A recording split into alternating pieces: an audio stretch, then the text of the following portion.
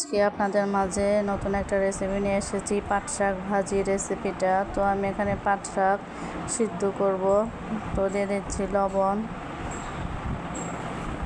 তো আমার পাট শাকটা প্রায় ভালো মতো সিদ্ধ করা হয়ে গেছে।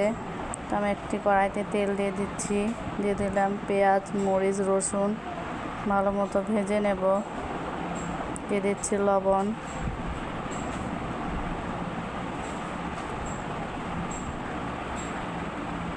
তো আমি শাকটা ঢেলে দিচ্ছি।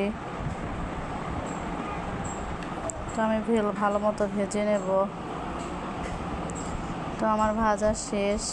তো আমার পাট শাকটা রেডি। তো এইভাবে আপনারা পাট শাক ভাজি করে দেখবেন, খেতে ভালো লাগে। তো আমার রেসিপিটা যদি আপনাদের ভালো লেগে থাকে, আপনারা আমার চ্যানেলটিকে সাবস্ক্রাইব করে দেবেন, লাইক করবেন। ধন্যবাদ সবাইকে।